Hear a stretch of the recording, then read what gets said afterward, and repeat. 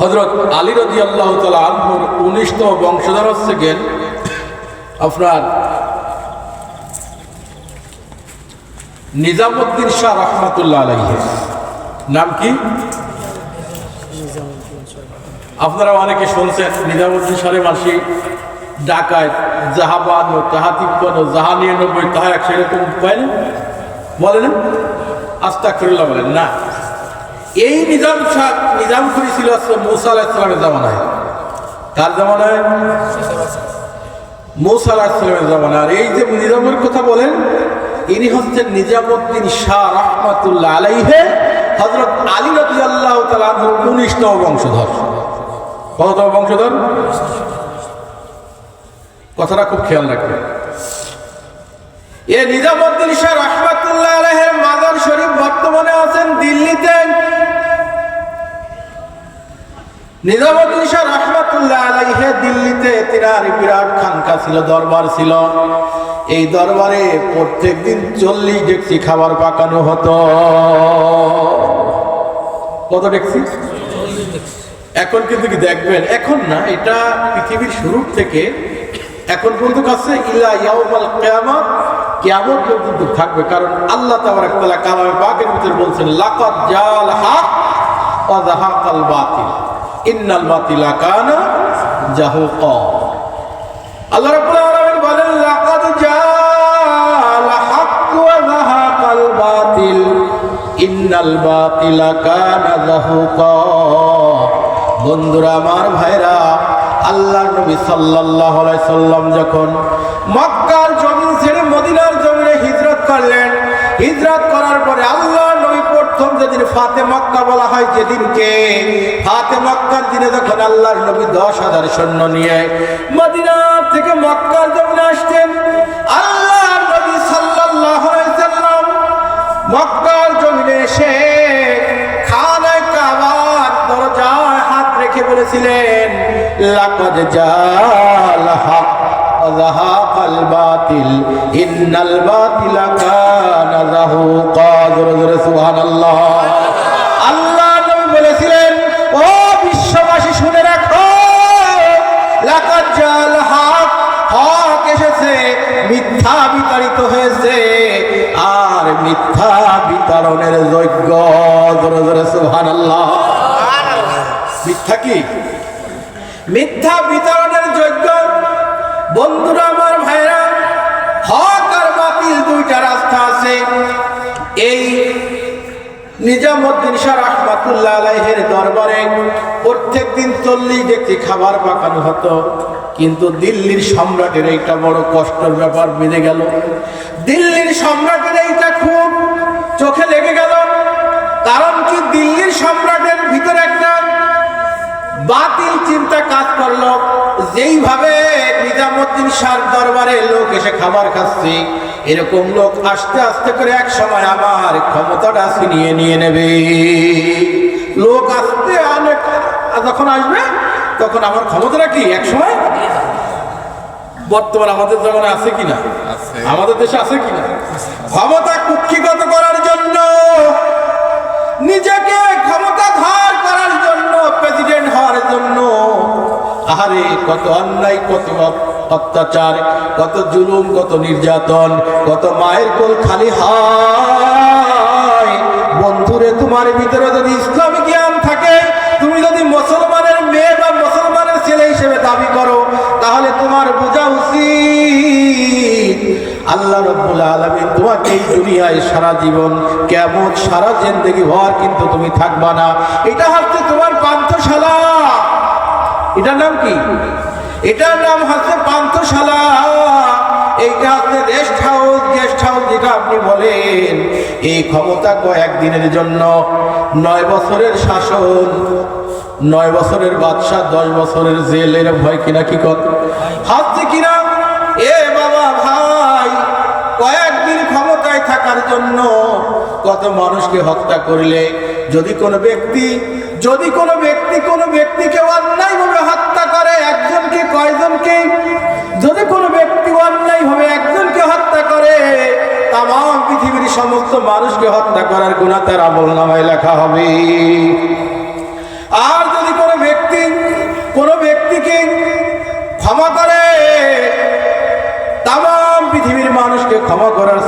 আমল নামায় লেখা হবে। জোরে জোরে বলা যাবে কিনা সুবহানাল্লাহ।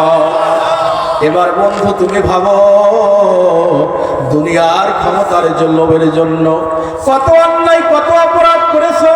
দুনিয়ার বুকে তার শাস্তি তো আছে, মর্মান্তিক শাস্তি কিন্তু আখিরাতের জগতে রয়ে গেছে। কি করবে আছে না? 40 ব্যক্তি খাবার বানানো হলো, এটা দেখে দিল্লির সম্রাট খুব চিন্তিত হলো। এইভাবে যদি চলতে থাকে আমার ক্ষমতা তো এক সময় থাকবে না। এবার দিল্লির সম্রাট তার মন্ত্রী পরিষদদেরকে ডেকে বলল, শোনো, আগামী কাল থেকে যদি কোনো লোক নিজামুদ্দিন শাহর দরবারে না যায় ঘোষণা করে দাও। এ বাবা ভাই, খুব খেয়াল খুব খেয়াল। ঘোষণা করে যখন দেওয়া হলো, পরের দিন খাদেমরা গিয়ে দিল্লির সম্রাট যখন এই ঘোষণা করে দিয়েছে, নিজামুদ্দিন শাহর কাছে যে খাদেমরা বলতেছে, হুজুর আজকে কয় ডেকচি পাকাবো? আজকে কয় ডেকচি? কারণ গতকাল কিন্তু বাদশাহ নিষেধ করে দিয়েছে। এ ভাই, দিল্লির সম্রাট নিষেধ করছে, নিজামুদ্দিন শাহর কাছে কোনো লোক যাবে না। কিন্তু আজকে নিজামুদ্দিন শাহ রাহমাতুল্লাহ বলতেছেন আজকে 80 ডেকচি পাকা। কয় ডেকচি? 80 ডেকচি। আশেক যারা পাগল তারা, কি আশেক যারা পাগল তারা করে কান্নাকাটি, সেই কান্নাকাটির ওসিলাতে আমার আল্লাহ হয়ে যায় রাজি আর খুশি। আরে নিজামুদ্দিন শাহ রাহমাতুল্লাহ আলাইহি তো তাহাজ্জুদ করে আল্লাহর কাছে কান্দে।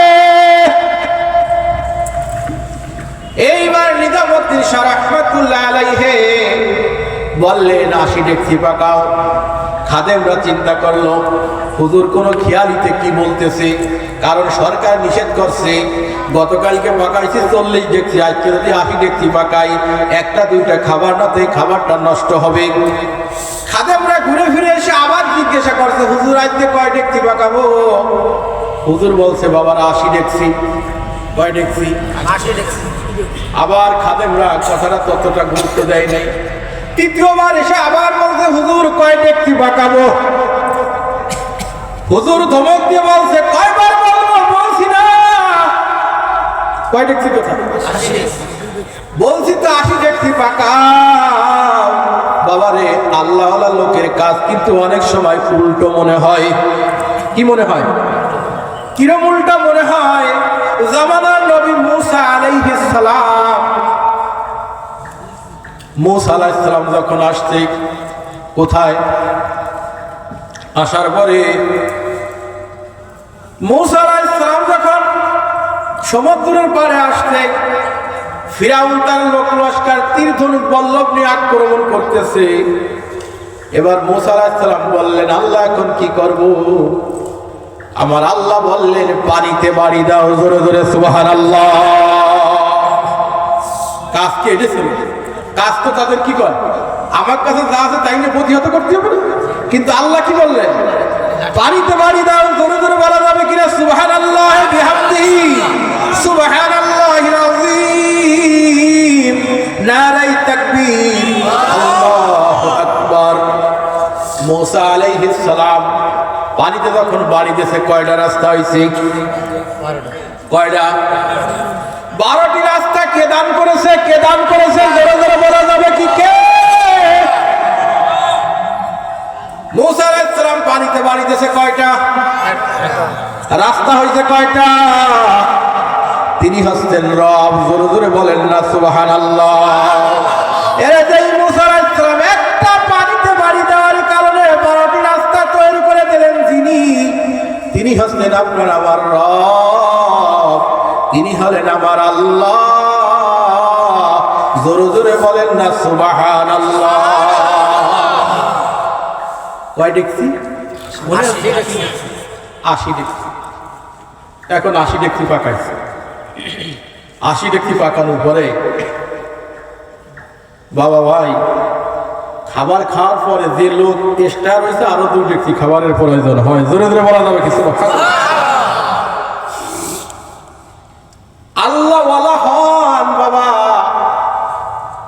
ওয়াজের মার্কেট হলা হয়ে কোনো লাভ নাই। কি বলেন? তাম পৃথিবীতে নাম করা বড় বক্তা হলাম, কিন্তু আল্লাহ হতে পারলাম না। আল্লাহর কসম, আল্লাহর কসম, যে আল্লাহর হাতে আমাদের হায়াত এবং মউত, ওই আল্লাহর কসম তাম পৃথিবী জুড়ে বক্তা হওয়া সম্ভব, সহজ, কিন্তু আল্লাহ বলা হওয়া বড় কঠিন। ঠিক না? আরো দুই ব্যক্তি খাবার। এইবার কি করল? দিল্লির সম্রাট আরো কঠিন থেকে কঠিন হয়ে গেল, কঠিন শব্দ আরোপ করে দিল। কাকে? নিজামুদ্দিন শাহ রাহমাতুল্লাহ আলাইহিকে। বাবা ভাই, আমার আল্লাহ বলছেন, যদি কোনো ব্যক্তি আমার প্রিয় বান্দার দিকে চোখ তুলে তাকায়, আমি আল্লাহ কিন্তু এই চোখ দুইটা তুলে দেই। দিল্লির সম্রাট যখন আরো কঠিন হলো, নিজামুদ্দিন শাহ রাহমাতুল্লাহ আলাইহির ব্যাপারে কঠিন হয়ে একটা কঠিন মনস্থ করলো, আগামীকালকে এই ব্যবস্থা নেওয়া হবে। কিন্তু ওই রাত্রের থেকেই নিজামুদ্দিন শাহ রাহমাতুল্লাহ আলাইহির বিপক্ষে যাওয়ার কারণে দিল্লির সম্রাটের পায়খানা প্রস্রাব বন্ধ হয়ে গিয়েছে। কোথায় হাঁটছো, কোথায় যাও গো মন, কোথায় যাও চলিয়া? কোথায় হাঁটছো, কোথায় চলছো, কোথায় যাও গো মন চলিয়া? যেদিকে যাও না কেন মন সাবধান, কোন আল্লাহ ওলির বদদুয়া নিও না। যদি কোন আল্লাহওয়ালা লোকের চোখের সামনে আর হয়ে যান, তাহলে কিন্তু বন্ধু এ দুনিয়াও শেষ, আখিরাত শেষ। এইবার পায়খানা প্রস্রাব বন্ধ হয়ে গেছে। দিল্লির সম্রাটের মতো মানুষের পায়খানা প্রস্রাব বন্ধ হয়ে যায়, ডাক্তারের কি অভাব আছে? কি বলেন? হেকিমের অভাব নাই, ডাক্তারের অভাব নাই, কবিরাজের অভাব নাই। বাবা, পায়খানা প্রস্রাব আল্লাহর পক্ষ থেকে বড় বড় একটা নিয়ামত, যার বন্ধ হয় সে জানে যে কত কষ্ট। এ বাবা ভাই, দিল্লির সম্রাটের যখন পায়খানা প্রস্রাব বন্ধ হয়ে একদিন, দুই দিন, তিন দিন চলমান হয়েছে, এইবার দিল্লির সম্রাটের মা এসে বলতেছে, বাবা সম্রাট, এমন কারোর সঙ্গে কি বিয়াদবি করেছো?